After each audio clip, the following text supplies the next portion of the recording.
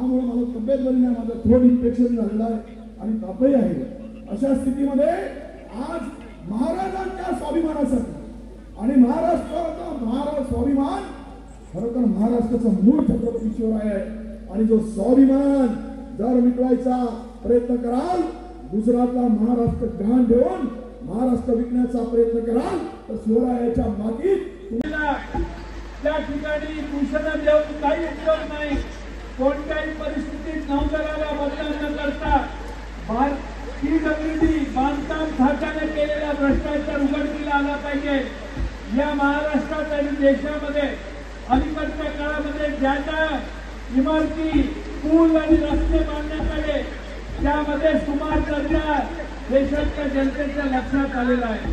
आणि आता आम्ही सगळ्यांनी महाराष्ट्राच्या आराध्य दैवताच्या पुतळ्याची परिस्थिती आता जाऊन पाहिली. दुर्दैव आहे की अशा पद्धतीची लोक महाराष्ट्रात राज्य करतायत. 45 किलोमीटरने वारे वाहिले म्हणून पुतळा पडला असं राज्याचे मुख्यमंत्री सांगतात. त्या दिवशी 28 किलोमीटर ताशी वेगानं वारं वाहत होतं. एकही झाड या भागात पडलं नाही. त्या ठिकाणी पुतळा पडला. पुतळा ज्या बाजूला वारा येत होता त्याच बाजूला जाऊन पडला. या सगळ्याची जबाबदारी PWDची आणि महाराष्ट्र सरकारची आहे, एकनाथ शिंदेची आहे, या राज्याच्या बांधकाम मंत्र्यांची आहे. आणि म्हणून स्वतंत्र चौकशी या घटनेची झाली पाहिजे. या भागातले मंत्री म्हणतात काहीतरी चांगलं घडायचं असेल. होय, एकच गोष्ट आता चांगली महाराष्ट्राच्या दृष्टीने होऊ शकते, ते म्हणजे या महाराष्ट्रातलं महायुतीचं सरकार महाराष्ट्रातली जनता गाडून देईल आणि पुन्हा जनतेचं रयतेचं राज्य आणण्याचा प्रयत्न महाराष्ट्रात आपण सगळे करूया. मी तुम्हा 72 मावळ्यांचं अभिनंदन करतो.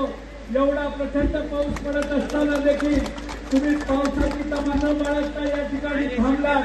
या सभेला आणि मला आपण सगळे काल मी अंबादास आणि छत्रपती संभाजीनगरमध्ये होतो आणि तिथे देखील आम्ही लगेच हा विचार केला की नाही आपण इथे शिवरायांबरोबर जे झालेलं आहे तिथे जाऊन पाहिला पाहिजे. महाराजांची माफी आपण मागितली पाहिजे. त्याला आपण महाराष्ट्राची माणसं आहोत, तिकडच्या मातीतले माणसं आहोत. भ्रष्टाचार जर का पक्षाने केला असेल तरी आपण या मातीतले इकडचे लोक आहोत, महाराजांच्या नावावर आहोत आणि इथे जाऊन पाहिलं पाहिजे काय झालं. त्यालाच रात्री राजन साहेब आले, विनायक राव साहेब आले, जयपती साहेब, भडकीवर साहेब आणि सगळे आले. माझ्यासोबत सुनील शिंदेजी देखील आले. आणि म्हणून की आपण जे बोलतो ते खरं आहे. ही परिस्थिती सर्वत्र आपण पाहतो, देशभरात आहे. भाजपच्या राज्यामध्ये गेल्या 10 वर्षामध्ये आपण पाहत होतो पाऊस थांबायला आल्यानंतर थोडी थांबा पाऊस आला. पण 10 वर्ष आपण पाहतो जे जे भाजपाने काम केलेलं आहे त्या कामाला गळती लागलेली आहे. कुठचाही एकही असा भाग देशात सोडलेला नाहीये तिथे भाजपाने भ्रष्टाचार केला नाही. मुंबईची मेट्रो असो, आता गेल्या वर्षी आणि या वर्षी मोदींनी केलेले 2 वर्षी मुंबई महानगरपालिकेचे घोटाळे असो, पुण्यातलं रिव्हरफ्रंट डेव्हलपमेंट असो, हेच काय अयोध्येमधलं आपलं भगवान श्रीरामाचं मंदिर तिथे पण घंटी लागलेली आहे. मोदी साहेबांनी तिचं अनावरण केलं. घाई असं ज्या पुतळ्याचं तिथे अनावरण केलं घाई निवडणुकीच्या आधी, तसंच जगाला दाखवलं की मीच केलं हे दाखवायला.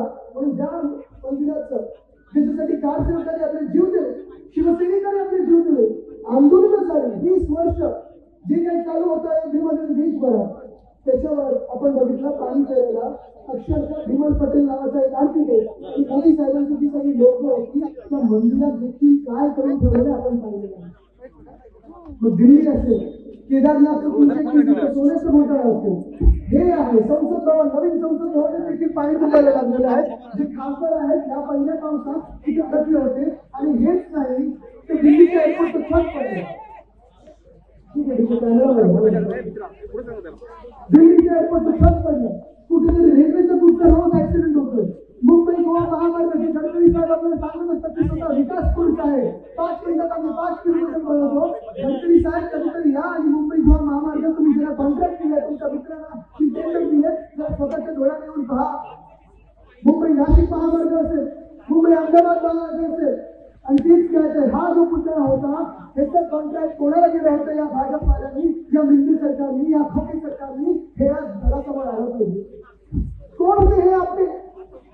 कोणाला आहे 24 वर्षाचा हा पोर जो आहे मुलगा जो आहे तरुणाला समजून दिले म्हणजे समजू शकतो, पण कुठलाही एक्सपिरियन्स न असताना जो पुतळा बनवलेला आहे, दैवत जो तुम्ही पुतळा बनवलेला आहे, एक तर पुतळ्याचे जर तुम्ही पाहिलं असेल तर ते महाराज वाटतच नव्हते.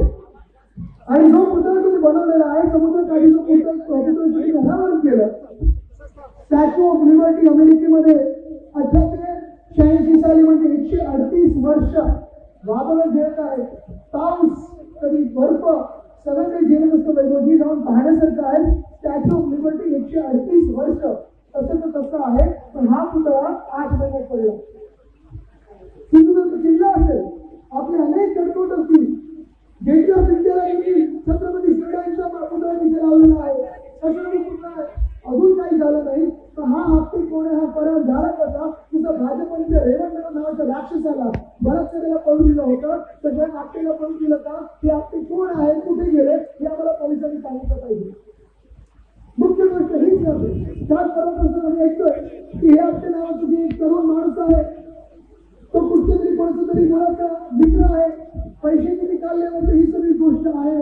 पण ही सगळी जी घटना घडलेली आहे, मी आज तुम्हाला विचारत आहे, ह्या घटनेने तुम्हाला कीड आली की नाही, दुःख झालं की नाही, झाल्या की नाही, झालं तर सगळ्यांना.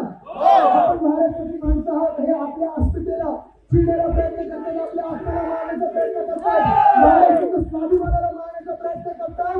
तुम्ही ह्याला उत्तर देणार की नाही देणार?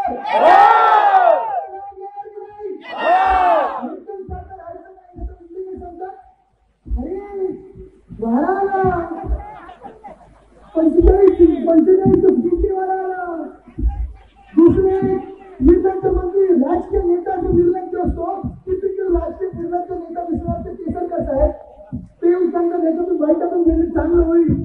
मला भीती अशी व्हायला लागलेली आहे की महामानव डॉक्टर बाबासाहेब आंबेडकरांचे स्मारक बांधतात, तिथे पण असा पुतळा बांधण्याची काय सगळीकडे रस्तेदार करतात. याला समुद्रावर राग येतो. सरकारी येतील, आमच्या छान येतील, आपले अनेक लोक आहेत, लोकल जे आहेत दिल्लीमध्ये भाजपवाले, हे आपल्या रांगावर येतील, धमकावण्याचा प्रयत्न करतील, ईडी सीबीआय आपल्या समोर आणण्याचा प्रयत्न करतील. पण त्याला डोळ्यात डोळे मिळून सांगा की आम्ही तुम्हाला घाबरत नाही, आम्ही दिल्ली समोर झोपणार नाही, झोपलो तर तुम्हाला झोपून हा महाराष्ट्र झोपणार नाही.